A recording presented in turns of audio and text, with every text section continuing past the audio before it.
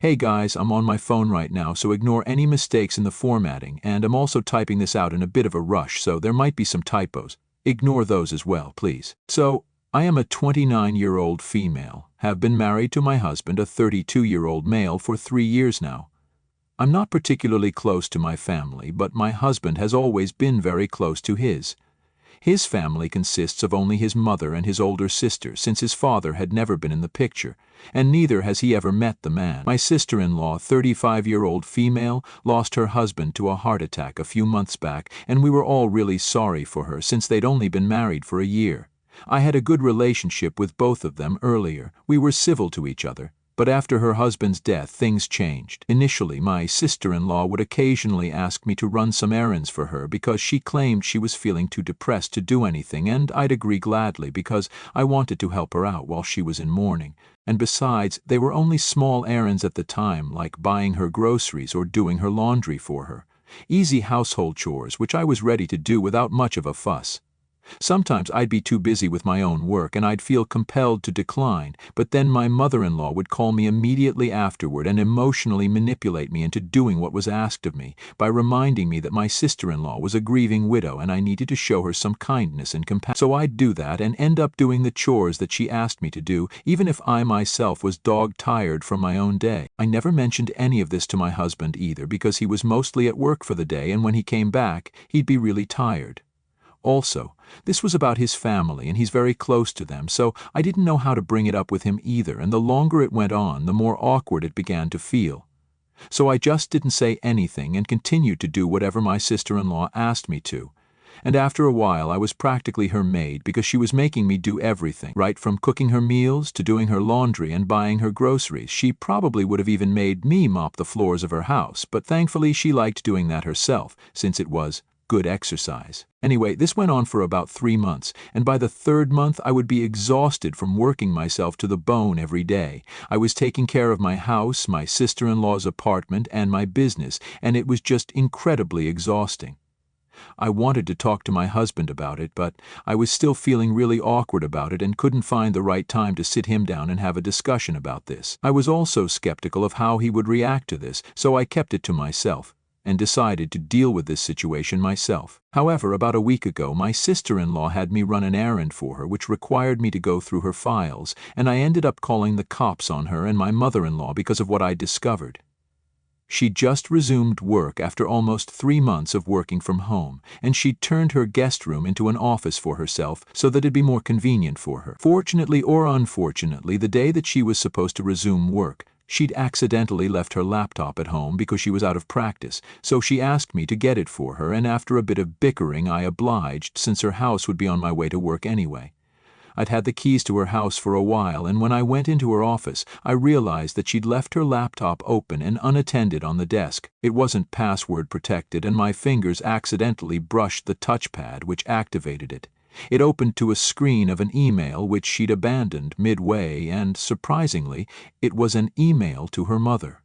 She was telling her about some documents that had been created, and she'd send them to Dad's lawyers at the earliest. I was very confused because for her dad's lawyers to be in touch with her would mean that my father-in-law had somehow been in touch with her, and that was strange because they hadn't heard from him for the past 35 years. So I could sense immediately that something was off about this and decided to throw her other emails and her files. After digging through her emails, I realized that her father's lawyers had indeed been in touch with her, and that was because the man had passed away recently. About a month ago, she had received some email from her dad's lawyer regarding his will, where he'd left all his money and property to his ex-partner, my mother-in-law, his kids and their families if they had any. The lawyer didn't have her mobile number, so he had to use the email address that he'd found after some research. He'd added in the mail that he'd been trying to reach my husband as well, but had been unable to so far, and had requested my sister-in-law to provide him with his details so that he could reach him. It was quite natural since my husband is pretty much untraceable since he has no social media presence, and the lawyer had been unable to locate him. My sister-in-law was listed on her company's website, so he was still able to find her, and had been counting on her to let him know my husband's contact info as well. As it turns out, my deceased father-in-law had been quite a wealthy man, and it was almost a $500,000 inheritance that was to be divided between us all, not including the other assets that he'd left us. My sister-in-law had been emailing her mother back and forth about all of this since my mother-in-law didn't have any social media, and she didn't like texting, so emails were her go-to. Through bits and pieces, I found out that they'd been planning to hog the entire inheritance for themselves, and were trying to brainstorm a way where they wouldn't have to share any of it with my husband and me. So my sister-in-law had come up with the bright idea of claiming that my husband was no longer alive and had even forged a death certificate for him, which she'd emailed my mother-in-law.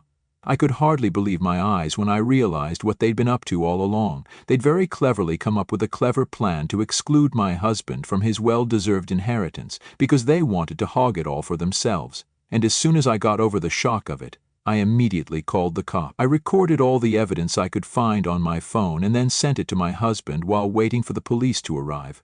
In the meantime, my sister-in-law kept messaging me because I was running at least an hour late, and she ended up coming back home. She and the cops arrived at almost the same time, and as soon as entered the house, she tried to make a run for it, but fortunately, one of the officers grabbed her and placed her under arrest to prevent that from happening again. I guess she'd figured out what was happening and kept insisting that she'd split the inheritance if I didn't press charges, but I was in no mood to listen to any of her nonsense. I decided to press charges against both my sister-in-law and my mother-in-law even before my husband could respond, because I was just done. They'd made me work like a maid for months and had tried to cheat my husband out of his inheritance at the same time. This is the lowest that any human being could go, and they unfortunately decided to go that way, so they were placed under house arrest, and their calls and texts were under supervision by the police while they investigated the laptop that I handed over to them as evidence. They also seized my mother-in-law's laptop and had 2 officers patrolling the area around both their houses. Their movements are being closely monitored, and in short, they have no shot at escaping. Now, I pressed charges about a week ago, and the investigation is still underway, which is normal because our police department is kind of slow when it comes to technology, from what I've been told. I haven't spoken to or seen my in-laws ever since I pressed charges. I'd already told my husband what I'd found out just after I'd called the cops, and after I was done with all the legalities and paperwork, I went straight back home where my husband was waiting for me to talk to him. He seemed upset when I told him that I'd already called the cops and told them everything that I'd found. He said that it was technically his father and his inheritance, and told me that I should have kept out of this and let him deal with it instead of getting the cops involved. I was quite surprised at his reaction since I felt like I'd done the right thing. Also, it technically wasn't his inheritance alone, since his lawyer had clearly stated in the scanned document of the will that he'd sent that his inheritance was to be divided between my mother-in-law, my sister-in-law, my husband, and their families. My sister-in-law didn't have a family, and my husband's family, apart from his mother and sister, was me, so technically it was my inheritance as well, and that's why the police let me press charges in the first place, I think. I even said this to him, but he insisted that I'd been out of line and I shouldn't have meddled in his personal business, because now he'd have to be caught up in some legal battle against his own family. I didn't understand or like the way he was reacting to this, and I ended up losing my temper with him. I finally brought up the way his mother and sister had been treating me so far and had been forcing me to work for them day and night, but I hadn't said anything because I did think of them to my family to a certain extent, and also because I felt bad for my sister-in-law, because she'd been widowed at such a young age. So I'd done everything that they'd asked me to without any complaints, but I hadn't received as much as a thank you in return for it because that's how entitled and rude they were. On top of that, they'd been trying to cheat us out of an insane inheritance just because they were greedy, and once again, yes, because they were nothing but 2 entitled women with cunning minds and an ungrateful and selfish heart. My husband was taken aback by my outburst and withdrew into himself after that without even trying to defend what he'd said or his family. I thought we'd talk things out after a day or 2, but that didn't happen, and even though a week has passed, he hasn't resumed speaking to me normally. He's still being very quiet and distant, and I really don't know how to fix this, or even if I should be the one who needs to fix this right now. We've had our fair share of fights before this, but never one like this. Am I the a-hole for pressing charges against my mother-in-law and sister-in-law for trying to cheat my husband and me out of our inheritance without consulting him first? Update 1. I went through all the comments on my original post last night, and I want to thank everyone who decided to comment. Thank you for the kind words. 3 days have passed since I posted, and my husband and I still haven't spoken about things. No word from the detectives assigned to our case either, which means they're still working on authentication of the emails. But at least now, thanks to you guys and my parents, I know that I did nothing wrong. His sister and mother were making me run around, do her chores and whatnot, just because she'd lost her husband and couldn't bring herself to get out of bed on most days. But when it came to cheating and defrauding people, she was on her A-game. I don't understand why my husband is still trying to defend her and what she did, when it was he who was going to face the biggest financial loss of his entire life had I not intervened at the right time. And I'm 100% sure that even if I had called him before the police and asked for his advice, he would have talked to his mother and his sister, and they would have very easily manipulated him to let them have the inheritance, because they're both single women, on their own, and needed the inheritance much more than we do. I can just hear my husband telling me to let it go because life has been harder on them than on us, which is just an absurd way of looking at things, but that's how he always sees it. Even in our last argument, he kept insisting that I shouldn't have gone straight to the cops and should have at least given them a chance to explain themselves because of the same old life has been hard for them bullcrap. I'm sorry, but life has been hard on all of us. I lost my twin brother in a car accident 2 days before we were supposed to appear for our SATs, but I still took the test and even scored well. I haven't yet gotten over the grief of that, and I don't think I ever will.